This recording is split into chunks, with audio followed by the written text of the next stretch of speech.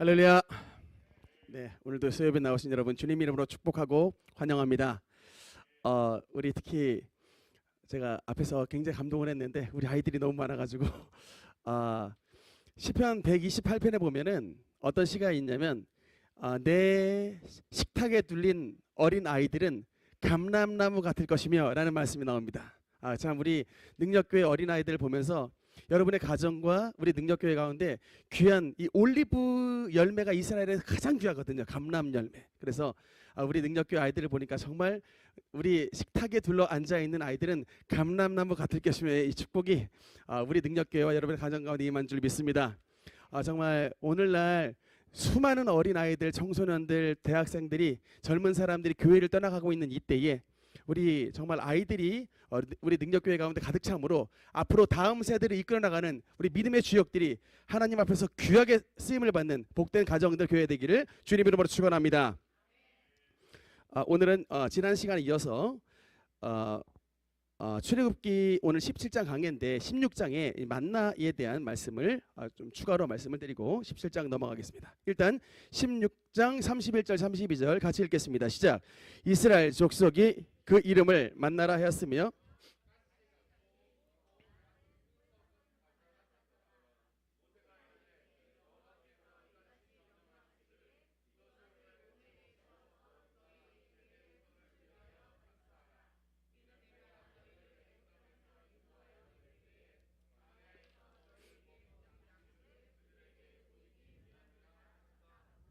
아멘.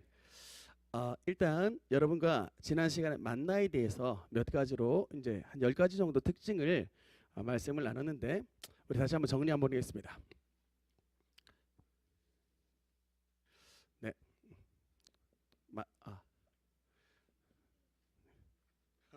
이게 만나의 특징이 이제 몇 가지로 정리해 보겠습니다. 일단 이름의 뜻, 이름이 뭐죠? 이게 만나인데 뜻이 뭐냐면요, What's this예요. 이게 뭐지?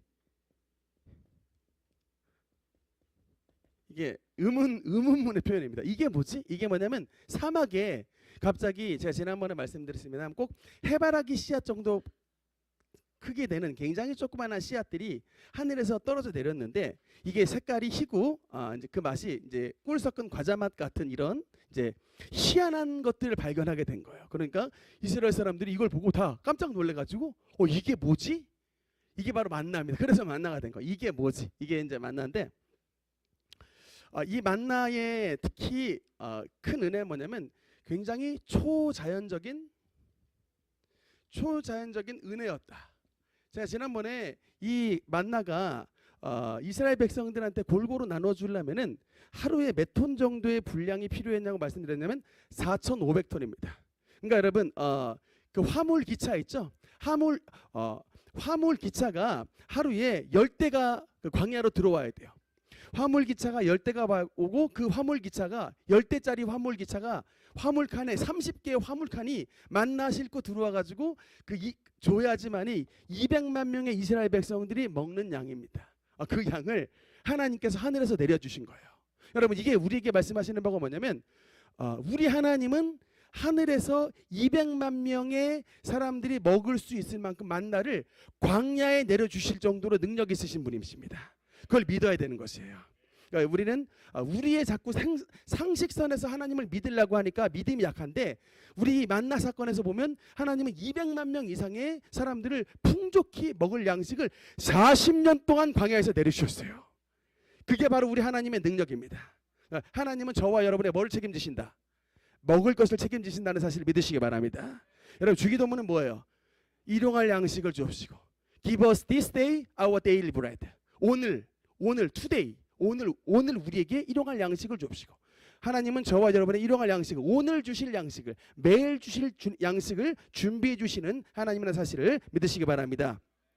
그래서 이제 초자연적인 은혜였고 그 다음에 세 번째로는 몇 가지만 정리해 보겠습니다. 이 만나는 특히 뭐였냐면 천사의 음식이라 그랬어요. 천사의 양식이었다. 그래서 우리가 천사들은 뭐 그냥 음식 안 먹어도 살 수 있다고 생각하지만 사실 뭐 천사들이 음식을 안 먹어서 살 수 있다고 생각을 하는데 그 천사들은 음식을 먹어요. 힘센 자의 양식. 지난번 시편 78편의 말씀이 나와서 우리가 그 하나님의 천사들이 먹었던 그 양식을 특별히 광야 40년의 기간 동안에 이스라엘 백성들에게 주셨다. 이제 이런 말씀을 나눴었고요. 그다음 이 정도로만 말씀 나누고 뭐를 더 추가로 말씀을 드리고 싶냐면 만나와 예수님의 관계에 대해서 좀 말씀을 드리고 싶습니다. 여러분 그 오병이어의 기적 있죠? 오병이어의 그 기적이 주님께서 오병이어의 기적을 일으키셨을 때 요한복음 6장에 보면 예수님이 오병이어의 기적을 일으키시고 난 다음에 자신을 뭐라고 말씀했었냐면 하늘에서 내려온 떡이라고 말씀했어요. I am living bread. 나는 하늘에서 내려온 떡이다라고 말씀했습니다. 그러면서 주님께서 비교하신 것이 바로 만나와 자신을 비교하셨어요. 여러분 그래서 만나와 예수님의 공통점은 뭐냐면 일단 이 만나는 누구를 위해서요? 이스라엘 백성들의 뭡니까? 생명을 위한 거예요. 근데 여러분 예수님은 뭐예요? 예수님을 믿는 하나님의 백성을 위한 하나님의 백성의 생명을 위한 것입니다. 그래서 여러분 우리가 그 예배 가운데에 어떤 예식을 거합니까? 성찬식을 하죠. 성찬식을 할 때 빵과 포도주를 먹지 않습니까? 그때 빵과 포도주 먹는 그 특히 빵이 상징하는 게 뭐냐면 바로 예수님의 살을 상징하는 거예요. 내 살을 먹지 아니하고 내 피를 마시지 아니하는 자마다 그 안에 생명이 없고 내 살은 참된 양식이요 내 피는 참된 음료로다라고 말씀했습니다. 그래 바로 예수 그리스도의 십자가의 죽으심을 통한 주님의 살과 피를 나눠주시는 거예요. 그래서 여러분 우리가 성찬식 때 그 빵과 포도주를 먹을 때 특히 그 빵을 먹는다는 사실은 어떤 것을 떠올리냐면 구약 시대 우리 이 만나를 떠올리는 거예요. 만나. 이스라엘 백성들이 광야에서 만나를 먹었듯이 우리가 예수님의 몸을 먹음으로 영원한 생명 안에 참여합니다라는 뜻입니다. 그러나 만나와 여러분 그 만나와 예수님의 떡, 이 리빙 브레드의 차이가 뭐냐면요. 만나와 그 예수님 둘 다 하늘에서 내려오신 분이에요. 다 내려오신 하늘에서 주신 겁니다. 공통점은 하늘에서 주신 것인데 차이점이 뭐냐면 만나를 먹었어도 이스라엘 백성들은 어떻게 됐습니까? 광야에서 죽었어요. 만나를 먹었어도 이스라엘 백성들이 물론 살다가 죽었지만 그러나 그 만나를 먹었어도 이스라엘 백성들이 광야에서 죽었는데 예수님은 뭐라고 말씀했냐면 만나를 먹었던 이스라엘 백성들이 광야에서 죽었지만 예수님을 먹는 사람은 뭐예요? 죽지 아니하고 이 세상에서 그냥 멸망하지 아니하고 영원한 생명을 얻게 된다는 것입니다. 그래서 예수님은 영원한 만나시다. 구약 시대의 만나는 그냥 예표적인 것이고 진짜 참 만나는 하늘에서 오신 예수님이시다. 그 예수님을 먹는 자에게 하나님께서 영생을 주신다는 사실을 믿으시기 바랍니다. 또 한 가지 특징 공통점이 뭐냐면요. 만나와 예수님의 떡이라는 예수님을 먹는 것의 공통점은 공짜라는 거예요. 하나님께서 만나를 먹는 사람들에게 하루에 얼마를 내고 먹으라고 하셨을까요? 이스라엘 백성들이 그 돈을 또 낼 수 있었겠습니까? 없는 거야. 공짜. 근데 여러분 공짜지만 너무 귀해서 거저 주시는 거예요. 이스라엘 백성들이 이 만나가 없었으면 40년 동안 여러분 광야를 어떻게 걸었겠냐고요. 제가 지난번 말씀드렸잖아요.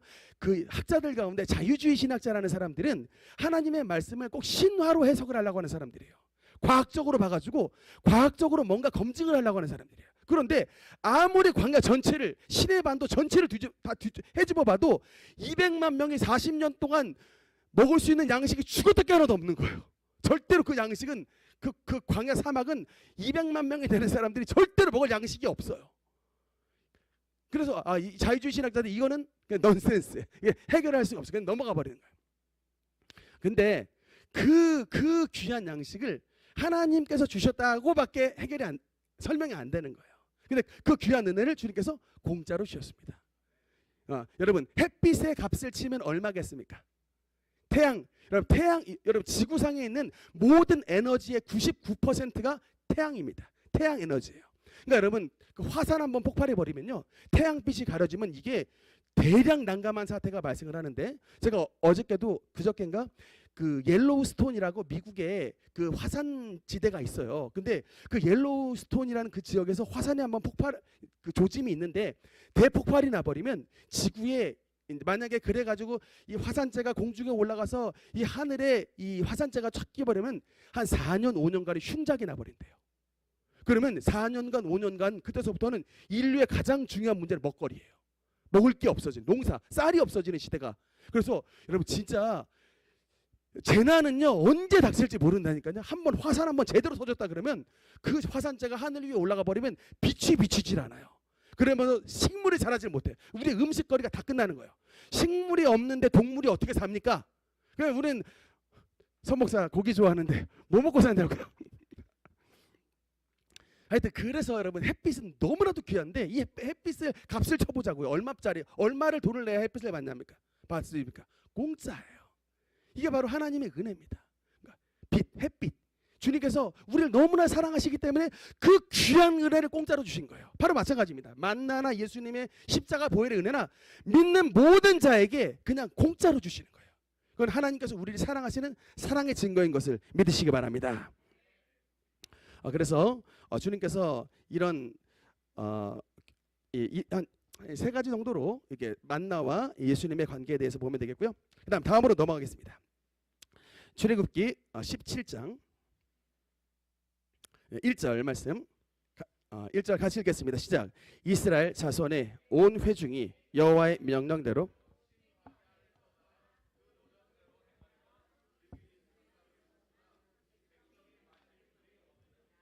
아멘.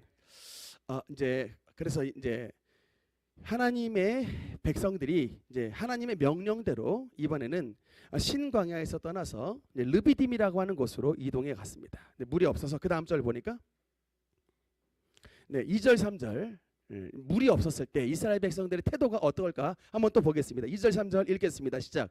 백성이 모세와 다투어 이르되 우리에게 물을 주어 마시게 하라.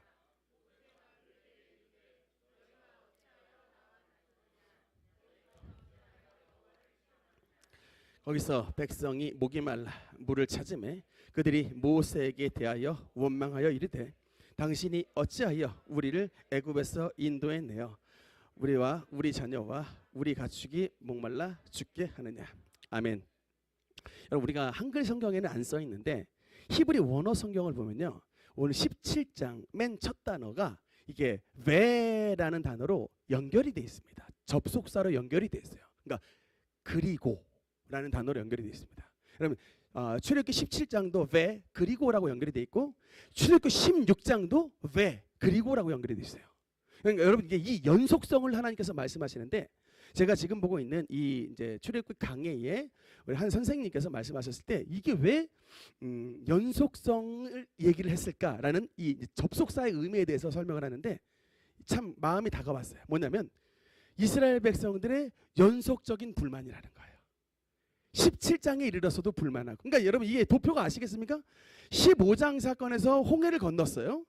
홍해를 건너기 전에도 불평했습니다. 그런데 그래도 홍해가 갈라짐으로 말미암아 건너서 하나님 앞에 찬양했어요. 그리고 나서 다시 이제 이 광야 안으로 들어왔는데 그 광야에서 만나는 족족 하나님 앞에 원망을 합니다. 여러분, 몇 가지 과정들을 볼까요? 지도 한번 보겠습니다. 네, 그 이제 수르 광야에서 들어왔을 때, 수르 광야에서 제일 처음에 마라에 도착했죠. 마라에서는 어떤 원망 사태가 났습니까? 쓴물 사건이, 쓴물로 말미암아 우리 이 물 못 마시겠다 그래가지고 대규모로 원망을 했죠. 그다음 그 마라 지나고 나서 엘림에서 물샘 12과 종려나무 70그루 만나가지고 하나님 앞에 감사합니다 했는데, 그러고 나서 두 번째 파트는 이제 신광야에 도착했습니다. 이 신광야에서는 도착하자마자 뭐 또 원망했죠? 지난 시간에 나눴지 않습니까? 신광야에 도착했을 때 배고파 죽겠다. 배고픔. 모세한테 뭐라 그랬어요? 애굽에 매장지가 없어서 우리를 이곳으로 인도해 냈느냐라고 하잖아요. 차라리 애굽 땅에서 고기가마 옆에 있을 때 그 애굽에 있는 많은 물건들을 먹을 때 여호와가 우리를 탁 때려가지고 죽였으면 좋았을 것을 네 모세가 왜 우리 이 먹을 것 하나 없는 곳으로 이곳으로 인도해 내가지고 왜 우리로 하여금 이런 고생을 하게 하느냐라고 원망을 하잖아요. 근데 여러분 이때 하나님께서 또 무엇을 해결해 주셨습니까? 이때 하나님께서 이때 만나를 보내주시잖아요. 만나를 주셔가지고 굶주림을 해결해 주셨습니다. 이 마라에서는 쓴물을 한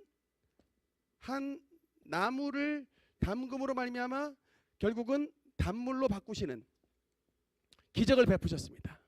그러니까 수르광야의 마라, 신광야의 신광야에서의 이제 만나 사건, 이런 것들이 다 결국 불평하고 원망했지만 하나님의 해결안 받는 이런 과정을 거쳤는데, 또 이번 세 번째 지역에 이번은 어디입니까? 어느 지역에 도착했습니까?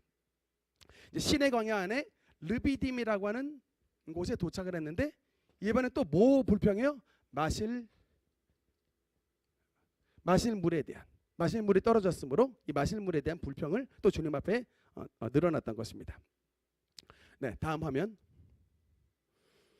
근데 이때 여러분 이제 4절에 보니까 백성들의 태도가 좀 더 고양이 되어 있습니다. 4절 한번 읽어보겠습니다. 시작. 모세가 여호와께 부르짖어 이르되 내가 이 백성에게 어떻게 하리이까? 그들이 조금 있으면 내게 돌을 던지겠나이다. 4절까지. 그래서 이스라엘 백성들이 예전에는 그냥 자기들끼리 수군덕거리는 수준으로 불평을 했다면, 이 불평의 강도가 어떻게 되냐면 점점 세진 거예요. 지금 모세가 보아하니 사람들이 막 손에 돌을 들었다 놨다는 거예요. 사람들이 왜 손에 돌을 들었다 놨다 할까요? 저 가짜 지도자 돌로 쳐 죽여서 없애버리고 우리 도로 애굽으로 돌아가자라는 거예요. 그러니까 이게 여러분, 그러니까 불만과 불평이 여러분 가만 냅두면요, 이것도 나무와 똑같습니다. 점점 자라게 되는 거예요. 강도가 점점점 세지는 거예요. 빨리 그 싹을 잘라버려야지. 이 불평의 싹을 빨리 잘라버려야 여러분의 가정도 하나님의 이 평안의 은혜가 계속 덮이게 되는 것이지. 이게 여러분 우리 입술도 마찬가지예요. 맨날 원망과 불평이 달고 살면 이게 점점점 커지게 되게 되는 것입니다. 불평이 이게 나무가 점점 자라듯이 나중에 막 열매가 맺혀지듯이 점점 성장해 버린다. 자, 그래서 모세가 지금 이제 생명의 위협을 느끼는 지경, 돌을 던지겠나이다라는 생명의 위협이 닥친 상황까지 이르렀는데, 근데 이때 하나님께서 어떤 해결책을 주시느냐? 우리 5절 한번 읽어보겠습니다. 시작. 여호와께서 모세에게 이르시되 백성 앞을 지나서 이스라엘 장로들을 데리고 나일강을 치던 내 지팡이를 손에 잡고 가라. 그 다음 6절 7절 읽겠습니다. 시작. 내가 호렙산에 있는 그 반석 위 거기서 내 앞에 서리니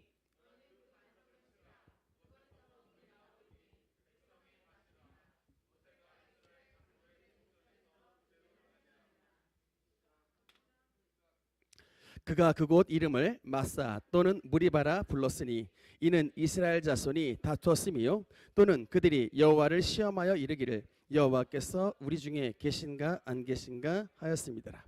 아멘. 하나님께서 지금 해결책을 내셨습니다. 어떻게 해결책을 내셨냐면, 너 나일강을 쳤던 너 지팡이를 가지고 산으로 올라가라. 그 다음에 하나님께서 내가 봐봐 어떻게 돼 있냐. 내가 호렙산에 있는 그 반석 위에 거기서 내 앞에 서리니 너는 그 반석을 치라. 그것에서 물이 나오리니 백성이 마시리라 라고 하나님께서 이제 말씀하셨습니다. 하나님께서 어떤 해결책을 주셨냐면 반석을 치면 그 반석에서 물이 나오겠다라는 것이에요. 여러분, 그러면 이 반석이 누구십니까? 이 반석이 누굴까요? 여러분 고린도전서 말씀으로 보겠습니다. 고린도전서 10장 4절 읽겠습니다. 시작. 다 같은 신령한 음료를 마셨으니 이는 그들을 따르는 신령한 반석으로부터 마셨음에 그 반석은 그리스도 신이라. 아멘. 다시 그 전 화면으로 넘어가서 바로 전에 아니요. 여러분 6절에 보니까 내가 하나님 말씀이에요. 내가 호렙산에 있는 그 반석이 거기서 너의 앞에 서리니 너는 그 반석을 치라예요. 여러분 이 말은 뭐냐면 너는 나를 치라입니다. 내가 그 반석 위에 서리니 너는 그 반석을 치라는 거예요. 여러분 그 반석이 누구시라고요? 그리스도시니라. 그 반석은 이스라엘, 아직 성육신 하기 전에 이스라엘 백성들과 함께 광야의 모든 여정에 동참하신, 성육신 하시기 전에 예수님을 말씀하시는 겁니다. 그러니까 우리는 어떻게 생각하면 예수님은 뭐 신약 시대만 사셨다라고 생각하는데 아니에요. 요한복음 한번 자세히 읽어보세요. 여러분 예수님이 바리새인과 논쟁을 할 때 아브라함은 나를 보고 나의 때 올 것을 보고 기뻐하였느니라 라고 말했어요. 그랬더니 이스라엘 백성들이 이해가 안 돼가지고 네가 나이가 50도 안 됐는데 아브라함을 보았느냐라고 물어봤더니 예수님의 말씀이 뭐라 했습니까? 내가 진실로 진실로 내게 이르노니 아브라함이 나기 전부터 내가 있었느니라. 이게 바로 예수님의 선제성이에요. 예수님의 pre-existence. 예수님이 미리 영원 전부터 거하심, 그것에 대한 말씀입니다. 그래서 예수님은 하나님의 아들이신 거예요. 그래서 근데 그 반석은 그리스도시니라. 여러분 이게 바로 이 모세의 이제 반석을 친 사건이 바로 이제 어떤 영적인 해석이 있는지 한번 보겠습니다. 그림 한번 볼까요? 파리 프랑스의 르브르 박물관이라는 곳에 가면 말레리오 카스텔로라고 하는 사람이 그렸던 그림이 있는데 저 그림의 제목이 반석을 치는 모세라는 이제 그림입니다.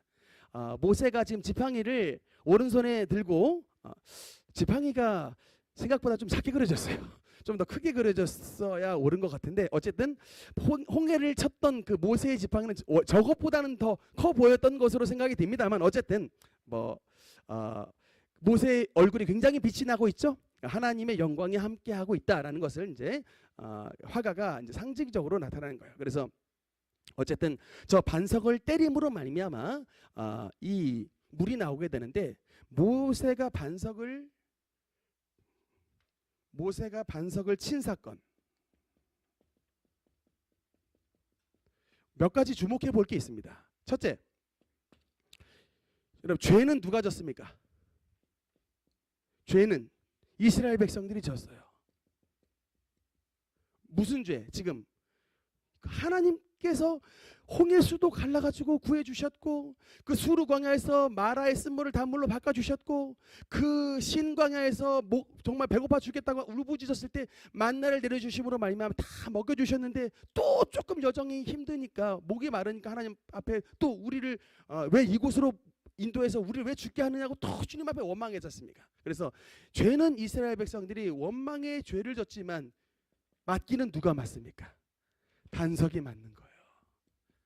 반석이 이게 지팡이로 맞게 되는 것이죠. 여러분 이게 상징하는 바가 뭘까? 이게 바로 예수님의 십자가를 상징합니다. 예수님의 십자가를 상징하는 거예요. 이 모세가 반석을 친 사건은 예수님의 십자가를 상징합니다. 죄는 누가 졌습니까? 제가 졌고 여러분이 졌습니다. 죄는 우리가 졌어요. 그런데 십자가에 돌아가신 분은 누구세요? 예수님이 돌아가신 거예요. 바로 이것입니다. 왜? 원망하고 불평해서는 하나님의 생명수 샘물을 얻지 못하는 거예요. 원망하고 불평해서는 그냥 하나님의 징계만 받을 뿐입니다. 그런데 이 원망하고 불평하는 인간 가만히 냅두면 어떻게 돼요? 광야에서 목말라 죽어요. 200만 명 다 죽습니다. 하나님의 뜻이 아니에요. 그러니까 누가 대신 징계를 받는 거예요? 반석이 깨지는. 그래서 여러분 만세 반석 열리니 내가 들어갑니다. 이게 여러분 바로 이 출애굽기 17장의 말씀을 배경으로 쓴 말씀이에요. 만세 반석이 갈라져 버린 창의 허리 상하여 물과 피를 흘린 것 내게 효험되어서 정결하게 하소서. 그러니까 이 출애굽기 17장 안에 예수 그리스도의 십자가의 은혜가 담겨져 있는 것입니다. 우리 원망했던 불평했던 죄 많은 이스라엘 백성들이 마땅히 매를 맞아야 되는데 그 매를 대신해서 반석에 맞아 주신 거예요. 그러므로 뭐가 나오는 거예요? 이것을 통해서 여러분 물이 나오게 됐습니다. 그것으로 말미암아 물. 근데 그러면 이 샘물, 이제 물론 이스라엘 백성들은 반석에서 나오는 샘물을 마셨습니다만 그 샘물이 상징하는 바가 뭐냐? 요한복음 4장 14절 읽겠습니다. 시작. 내가 주는 물을 마시는 자는 영원히 목마르지 아니하리니 내가 주는 물은 그 속에서 영생하도록 솟아나는 샘물이 되리라. 아멘. 여러분, 그래서 이 반석에서 솟아나는 샘물은 우리에게 상징하는 바가 무엇이냐? 예수 그리스도를 믿음으로 받는 하나님의 성령을 뜻하는 거예요. 성령. 여러분, 나중에 요한복음 7장에도 이 주님께서 분명히 말씀하십니다만 이 영생하도록 솟아나는 샘물은 우리에게 주신 영원히 목마르지 아니한 하나님의 성령님의 은혜를 뜻하는 것입니다.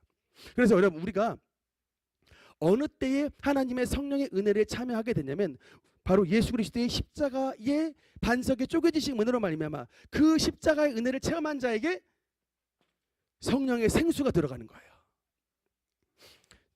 제가 예전에 우리 교회 자매가 왔던 적이 있는데 그 자매가 JMS 출신의 자매였습니다. 제가 뭐 주변에 이제 정명석이를 이제 예수님으로 메시아로 믿는 이제 그런 이단에 빠져서 거의 한 20년 이상을 그 집단에 교류를 했었다는 얘기를 해서 굉장히 참 그 집단에 있었던 일에 대해서 생생하게 들을 기회가 있었어요. 지금은 우리 교회 안 나오는데, 그런데 거기서도 굉장히 많이 기도를 한대요.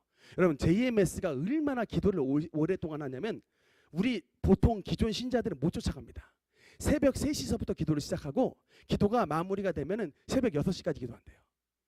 특히 이런 기도를 어느 때 많냐면 정명석 교주가 저 감옥소에 들어가 있을 때 저 메시아를 빨리 하나님 구출해 주옵소서. 저 메시아의 마치 예수님의 고난으로 생각을 해요. 그 사람들은 참 내가 어떻게 그럴 수가 있는가 싶지만, 근데 제가 그 이유 한 가지는 아는데 그들이 믿도록 하는 미혹의 영이거든요.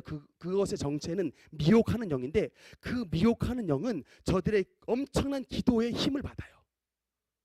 저들의 엄청난 기도의 지원을 받는다고요. 그러니까 여러분, 왜 참이 거짓에 먹히는 줄 아십니까? 참인 우리가 기도를 안 해. 참인 우리가 하나님의 능력을 공급 못 받아. 그러니까 저 가짜들한테 먹긴다니까요. 저 가짜들은 하루에 3시간씩을 기도해. 새벽 3시에 나와가지고 6시간씩 기도한다니까요. 근데 그러니까 우리 참인 우리들이 근데 하나님 앞에 기도를 안 해. 기도를 안 하니까 참인 우리가 하나님의 능력을 공급 못 받아. 그러니까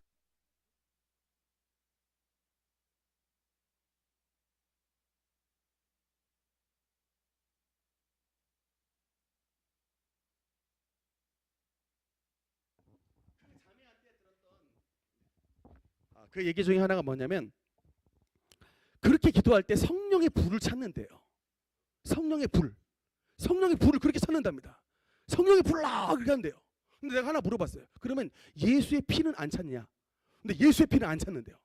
예수의 피는 굉장히 싫어한대요. 제가 여기서 내가 무릎을 쳤습니다. 당연히 그래야 이단이지. 예수님의 보혈을 의지하는데 이단이 나올 수가 없습니다. 그러니까 여러분, 저들이 성령의 불이라고 말하지만 그들에게 임하는 신은 성령의 불이야. 성령님이 아닌 거예요. 말씀드렸죠? 이 생명수 샘물은 반드시 반석을 통해서 나오는 물이 생명수 샘물이고 그것이 바로 하나님의 성령인 것입니다. 십자가를 통한 영이 바로 하나님의 성령이시지, 십자가를 통하지 않는 영은 아무리 성령 받고 싶어도 그 영의 정체는 미혹의 영이에요. 절대 성령은 아닙니다. 그러니까 십자가의 보혈, 십자가의 피를 예수 피를 의지해야만 성령을 받게 되는 거예요. 근데 그 이단들은 예수 피 엄청 싫어하고 미워한다. 십자가 안 갖다 놓는다 그러더라고요. 그러니까 니들이 이단이지 했다니까요. 제가 무릎을 쳤다고요. 맞는 얘기입니다. 그러니까 여러분, 우리가 성령 충만하려면요, 뭐로 충만해야 되면 예수의 피로 충만해야 되는 거예요. 오늘도 우리의 심령을 예수의 피에 담가야 되는 것입니다. 예수의 피에 우리의 심령을 담그고, 예수의 피에 우리의 가정을 담그고, 예수의 피에 우리 교회를 담그고, 예수의 피에 우리의 삶을 담그면요, 하나님께서 우리에게 생명수 샘물이신 성령님의 은혜를 공급해 주시는 것을 믿으시기 바랍니다. 정말 그래서 하나님께서 이런 르비딤 반석의 사건을 통하여 죄는 이스라엘 백성들이 졌지만, 원망과 불평으로 졌지만, 하나님께서, 예수님께서, 반석이신 예수님께서 대신 지팡이의 심판의 매를 담당해 주심으로 말미암아 생명수 샘물이 열려버리는 이런 이제 축복을 이스라엘 백성들이 누림으로 결국 그 르비딤 그 목마른 곳에서 하나님의 반석이 쪼개어진 사건을 통하여 샘물을 얻고 힘을 얻어 이 광야를 나아갈 수 있는 그런 은혜를 베풀어 주신 것입니다. 제가 이 말씀을 보면서 다시 한번 더 깨달았던 게 있습니다. 여러분 아까 우리가 여러 가지 도표를 그렸지만 광야에 들어갔더니 마라도 있고요. 광야에 들어갔더니 신광야에서의 배고픔의 고통도 있고요. 광야에 들어갔더니 르비딤에서는 목마름의 고통도 있더라고요. 여러분 우리 이 땅은요 광야입니다.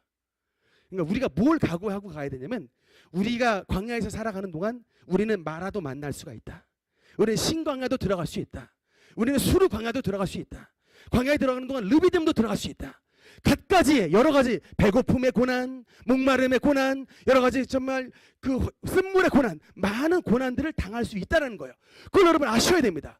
분명히 40년의 광야 여정 가운데 제가 그림을 그려서 지도 도표를 보여주시는 것은 이 광야의 삶이 우리의 지금의 천국에 가는 과정이에요. 우리도 다 그런 어려움 다 당할 수 있습니다. 예수님을 믿는다고 고난이 피해가는 게 아니에요. 다만 한 가지 다른 점이 뭡니까? 이 광야 생활 가운데에 반석이신 예수님께서 저와 여러분과 함께 하신다는 것입니다. 절대로 우리 그 광야의 어려움에 망하지 아니하고 그 광야의 어려움에 굴복되지 아니하고 결국은 광야에서 어떻게 해요?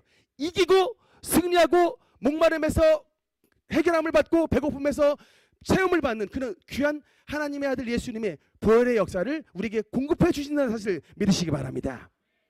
그래서 많은 시험들을 만날 수 있지만 하나님이 우리와 함께 하심으로 그 모든 시험을 이기게 하신다는 사실을 믿으시기 바랍니다. 네, 다음 넘어가세요. 네, 17장 8절 네, 두 번째 파트입니다. 이제 르비딤 전투 사건입니다. 17장 8절 같이 읽겠습니다. 시작. 그때에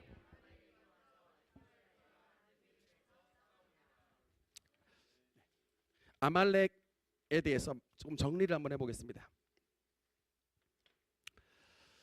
아말렉 이름 많이 들어보셨죠? 아말렉의 일단 이름의 뜻은 뭐냐면 전쟁을 좋아하다,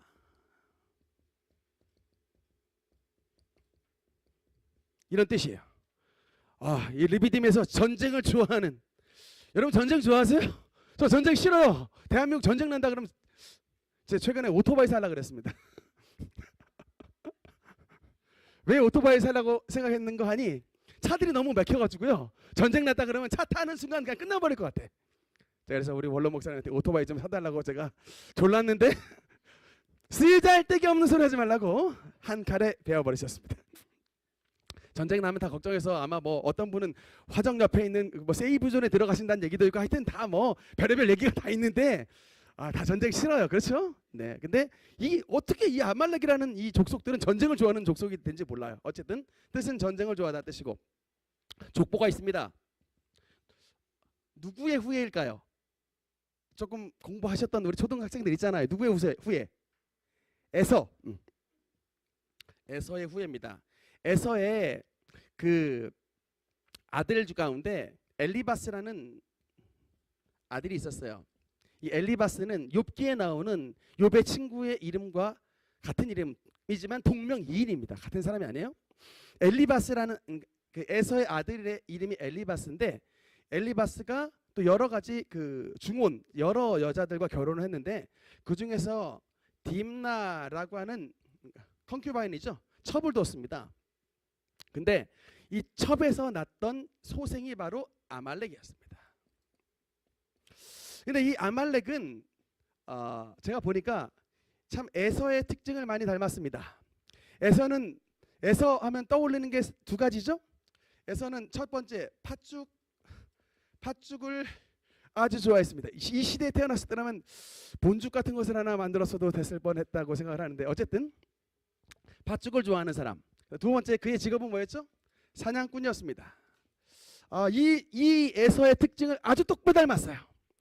하나님께는 관심이 없고 팥죽으로 상징되는 먹을 것, 물질을 굉장히 쫓아가는 사람이었습니다. 여러분 왜 아말렉이 전쟁을 좋아할까요? 전쟁 한 판 벌려가지고 말갈족 같은 것들이에요. 이거 아주 말갈, 외놈, 전쟁 일으켜가지고 어떻게든 약탈하려고 하는 약탈, 남의 거 뺏어오려고 했기 때문에 전쟁을 좋아한 거예요. 남의 거 뺏어오려고. 혹시 여러분 남의 거 자꾸 뺏고 싶어하는 어린아이들 있으면 그 속에 아말렉의 영이 있다는 사실을 알아야 돼요. 이거 하나님께서 기뻐하시는 게 아니에요. 여러분 예수님은 남에게 주시는 분이 예수님입니다. 자기 것을 자신의 것을 남에게 주는 자가 받는 자보다 복되다고 하셨지 자꾸 남의 것을 막 그냥 뺏어오려고 하면은 이거는 그 심령이 아말렉과 닮은 거야. 주님께서 기뻐하시지 않아요. 어쨌든 이 팥죽으로 상징되는 물질 문명 추구했던 자들이 아말렉이고, 두 번째는 사냥꾼입니다. 에서가 사냥꾼이었는데 굉장히 사냥을 잘했다. 그래서 이 후예들, 에서의 후예인 아말렉들은 전부 싸움을 굉장히 용맹하게 잘했던 이제 그런 사람들이었고요. 근데 한 가지 특징이 뭐냐면, 여러분 이 장소가 지금 장소가 어디예요? 르비딤인데 제가 이 장소를 생각하면서 깜짝 놀랐습니다. 이게 여러분 아말렉이 누구를 상징하냐면요, 이 사탄을 상징하는 놈들인데, 왜냐하면 사탄은 남의 것을 뺏어오는 게 주특기거든요. 하여튼 가만 못 봐. 뺏어와야 도적질하고 죽이고 멸망시키는 게 사탄의 특징인데, 하여튼 남의 거 뺏어와야 직성이 풀리는 놈들인데, 여러분 이 르비딤이 어떤 곳입니까? 여러분 바로 이 전의 사건이 어떤 것이 발생한 장소였어요. 대규모로 목마름의 그 라이어트, 목마름의 이 봉기가 일어났던 곳이에요. 그러니까 여러분 이 장소에 매복하고 있다가 아말렉이 쳐들어왔다라는 것은 굉장히 아말렉이 이 당시에 이 광야의 지형을 엄청나게 잘 알았다는 사실을 말하고 있어요. 200만 이스라엘 백성들이 어느 때에 지칠까, 어느 때에 도륙이 나버릴까를 기대하고 있다가 이 지점에 이르러서는 물이 없기 때문에 반드시 이스라엘 200만은 완전히 우리 손에 망하게 된다. 우리 이때 틈바구니 탁 들어가서 단칼에 쳐버리자라고 스트래티지를 세우고 있었던 것이에요. 이 르비딤에서. 근데 하나님께서 이들의 계략을 반석이 지팡이로 맞음으로 그들에게 물을 주셔가지고 이들이 에너지가 있어서 살았지, 만약에 반석에서 솟아나는 샘물이 없었다면 이 사람들, 이스라엘 백성들은 아말렉에 맞아가지고 완전히 다 그냥 전부 가지고 있었던 거 다 뺏기게 생길 뻔한 거예요. 결론이 뭐냐면, 이 아말렉, 사탄으로 상징된 이들은 인생들의 약점을 기가 막히게 잘한다는 거예요. 아말렉, 약점을 엄청나게 잘 아는 존재.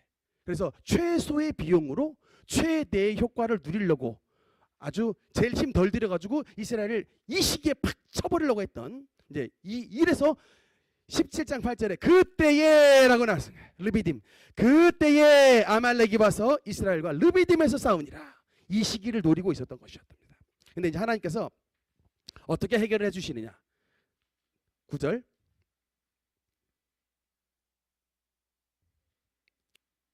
네, 10절 11절 같이 읽겠습니다. 시작. 여호수아가 모세의 말대로 행하여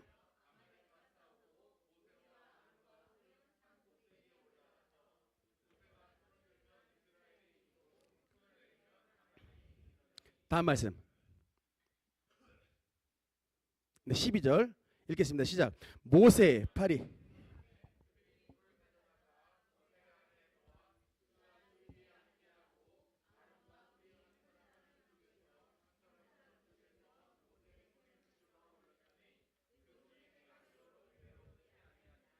아멘.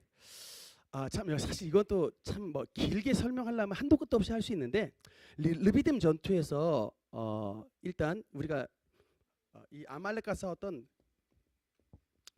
르비딤 전투에서 보여주시고자 했던 하나님의 핵심 메시지를 몇 가지 한번 보겠습니다. 첫 번째, 여러분 여기에는 세 가지의 손이 등장합니다. 르비딤 전투의 핵심적인 손, 첫째 손 누구냐면 모세의 손입니다. 첫 번째 손 모세의 손이에요. 그 다음에 두 번째 손은 뭐냐면 아론과 훌의 손입니다. 세 번째 손은 뭐예요? 여호수아의 손입니다. 여러분 이제 모세의 손과 아론과 훌의 손과 여호수아의 손은 각각의 이 상징하는 바가 있어요. 모세의 손이 상징하는 것이 바로 기도의 손입니다. 모세의 손은 기도의 손이에요. 그 다음에 아론과 훌의 손은 뭡니까? 협력의 손이에요. 협력, 도움의 손. 그 다음에 여호수아의 손은 뭡니까? 이거는 그야말로 이제 싸움의 손이에요. 여러분 이 세 가지의 손이, 모세의 손과 아론과 훌의 손과 여호수아의 손이 합동하여 이 르비딤 전투에서 놀라운 뭡니까? 여호와, 여기서 뭡니까? 여호와 니시, 여호와 니시, 여호와는 우리의 깃발, 하나님의 승리의 깃발이 나붙기는 그런 승리를 쟁취하게 됐던 것입니다. 한 사람만의 손이 있었던 게 아니고 이 세 사람의 손이 다 협력을 했던 거예요. 그래서 여러분, 첫 번째로 이 기도의 손, 참 여러분 이게 첫 번째 손입니다. 그러니까 지금 여러분 한번 상식적으로 한번 생각을 한번 해보세요. 지금 르비딤에 아말렉이 쳐들어왔는데 모세가 산에 올라간답니다. 이게 얼마나 어이없는 행동이에요. 지금 전쟁 났는데 지금 산에 올라간대. 그러니까 여러분, 근데 모세는 그러면 그냥 아유 나는 산에 가서 기도나 할란다 이렇게 해서 올라가신 게 아니고 뭐를 알았던 거예요? 뭐를 알았냐면 이 세상에 있는 모든 전쟁은 하나님께 속해져 있다. 저 모든 전쟁은 여호와께 속한 것이니를 알았던 거예요. 그러니까는 여러분, 그 모세가 이 전쟁이 난 통에 하나님 앞에 손을 들어 올리려고 기도하려고 산 위로 올라갔던 거예요. 물론 왜 산은 상징이에요. 하나님과 더 가까운 곳으로 올라가려고 한 겁니다. 내 손을 들어서 여호와의 보좌에 손을 닿으려고 하는 이런 영적인 자세가 바로 산 위로 올라가는 거예요. 저희도 그래서 항상 어려운 일이 있을 때마다 산기도 갑니다. 저희 산기도 엄청나게 많이 가요. 저희 진짜 1년에 적어도 한 진짜 5번에서 10번 산에 가는 것 같아. 산기도를 진짜 한 거의 1년에 제가 봤을 때 뭐 정확히 안 세봤습니다만 10번 이상은 가는 것 같아요. 산기도를. 왜 가느냐? 우리의 모든 신앙생활이 지금 르비딤 전투와 똑같아요.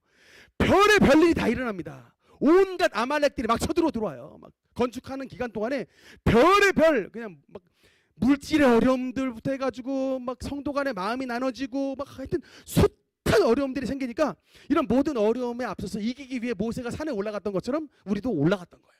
그래서 여러분, 특히 이번에 이 설 명절 기간 동안 여러분 정신 바짝 차리셔야 됩니다. 여러분, 이게 모세의 전략을 여러분 절대 잊으셔는 안 돼요. 모세가 바보가 아닙니다. 모세도 사실은 싸움의 병력이 필요하다면 여호수아와 같이 싸웠을 거예요. 근데 지금 자기는 그 여호수아와 같이 싸움의 손이 필요한 게 아니라 지금 어떤 손이 필요한 거예요? 하나님의 영적인 능력을 공급해 받는 영의 손이 필요한 거예요. 그러니까는 산에 올라가서 손을 들고 기도했던 건 아니겠습니까? 여러분, 이 설 명절 기간 동안에 정말 정신 바짝 차려가지고 이 설 명절 기간 동안은 대부분 가정들이, 예수님을 믿지 않는 가정들이 제사를 지내는데, 그 제사를 지낸다는 것은 뭐냐면 귀신들을 인비테이션 하는 거예요. 조상으로 변장하는 귀신들이 실제로 초대받아가지고 집들마다 들어옵니다. 그러니까는 그 집들마다 이 시기에 귀신판이 벌어져가지고요, 엄청 나라 안에 많은 사고들과 엄청 나라 안에 굉장히 안 좋은 일들이 많이 일어나요. 여러분도 아마 명절 보내시면 알겠지만 제일 처음에 굉장히 반갑게 사이좋게 시작했던 명절이 끝날 때는 굉장히 해피 엔딩이 아니라 새드 엔딩, 배드 엔딩으로 끝나는 일을 굉장히 많이 겪는 것을 아마 알 것입니다. 왜냐하면 이 명절이 사실은 하나님을 셀러브레이트하면, 하나님을 정말 감사하고 찬양하면 좋을 날인데, 그 날은 귀신을 섬기는 날이기 때문에 좋은 일이 벌어지는 게 별로 없어요. 그러니까는 제가 우리 성도들한테도 이 날만큼은 정말 기도 많이 하고 친척들 만나라고, 그래야 이게 막아내는 거예요. 이게 눈에 보이지 않지만 악한 영들의 공격들을 막아내는 겁니다. 그래야 사이들이 안 틀어져요. 그래야 다음 명절에 만나도 기쁘다고요. 근데 기도 안 하고 무방비로 나갔다가는 당합니다. 여러분 나오잖아요. 모세의 손이 내려오면은 아말렉한테 져버리더라. 모세의 손이 올라가야 아말렉한테 이기더라. 그럼 이게 뭘 상징합니까? 이 영성을 뜻하는 거야. 영성이 떨어지니까 세상에 져버리더라. 영성이 이기니까는 이 세상에서 정말 하나님의 승리가 나타나더라. 여러분 시험 볼 때도, 전 정말 제가 사실은 이게 사람들 굉장히 면면히 보는데, 어떤 사람들은 재능이 있는데 그 가진 재능을 시험 때 10분 발휘하지 못하는 사람들이 있어요. 그것도 사탄 역사예요. 영적인 방해더라고요. 저는 그냥 뭐 재수 없으니까 그랬겠지, 뭐 우연히 그랬겠지, 아니더라고요. 그런 영의 역사가 있어요. 그게 여러분, 근데 또 그게 그 사람에게만 나타나는 게 아니라 이게 어떤 면에서는 제너레이셔널 커스로, 즉 이 대에 따라서 그런 일들이 내려가는 일들이 있어요. 대에 따른 저주, 그런 일 제가 말씀드렸잖아요. 지난번 그 마라의 쓴물 사건에서 이런 쓴뿌리, 뿌리로서 내려가는 나쁜 일들. 그래서 여러분 이런 악의 영들의 일들을 절대로 그냥 거저 넘겨서는 안 돼요. 좀 여러분의 자식들을, 또는 여러분의 가정을 좀 객관화시켜서 좀 보시는 은혜가 있기를 바랍니다. 객관화시켜서. 저도 참 여러분 우리 가족들은 가족이 뭐예요? 서로 허물을 막 가려주고 싶잖아요. 무조건 편들어주고 싶잖아요. 물론 가려주고 편들어주는 건 당연한데 적어도 하나님 앞에 기도할 때만큼은 좀 우리 자식을 객관화시켜서 볼 필요가 있어요. 뭐가 문제일까? 주님 앞에서 뭐가 문제일까? 이렇게 보면 객관적으로 본다면 그게 보입니다. 그러면 하나님 앞에서 이런 문제를 내놓고 이 르비딤 전투에서 산 위에 올라가 기도했던 모세처럼 하나님의 도우심을 받아 우리 자녀들, 우리 가정을 방해하는 이런 악령을 몰아내버리는 여러분 기도를 드려야 되는 거예요. 그때 여러분 여호와 니시 은혜가 나타나게 되는 것입니다. 정말 여러분 영적으로 깨어 있어야 돼요. 제가 봤을 때 별 볼 일 없는 사람이어도 하나님의 성령의 도우심을 받으면 그 모든 장애물을 극복해버려요. 극복해버린다고요. 정말 그런 도우심을 받으시고요. 특히 저는 우리 능력교회 성도님이 어떤 손이 되길 원하냐? 바로 이 아론과 훌의 손이 되길 원합니다. 여러분 이 아론과 훌의 손이 뭐예요? 협력의 손, 도움의 손입니다. 여러분 모세는 주역이잖아요. 가운데서 이렇게 손 들고 있어요. 근데 여러분 옆에서 한 손 붙잡고 있는 이런 사람, 이쪽에서 이 손 붙잡고 있는 이 사람 되고 싶으세요? 그러니까 우리는 누구나 다 그냥 주인공만 되고 싶어요. 다 센터만 되고 싶어요. 그러나 누구 하나는 이 모세의 오른팔 왼팔을 붙잡아 줘야 돼요. 여러분 근데 이 모세의 오른팔 왼팔을 붙잡았던 사람 아론과 훌이 보통 사람이 아닙니다. 아론과 훌은요, 한 사람은 대제사장이 됐고요. 나중에 한 사람은 이 하나님의 법궤를 만들었던 부살렐이라고 하는 사람의 조부예요. 신앙의 아주 그 센터인 사람입니다. 그러니까 그런 역할을 하는 것에서 훌의 손자가 부살렐이에요. 그러니까 이런 협력하는 이런 참 좋은 신앙을 가지고 있는 후예들이 누가 나와요? 부살렐이 나오는 거예요. 이런 여러분 아론의 후예들이 누가 나옵니까? 피느하스가 나오잖아요. 네?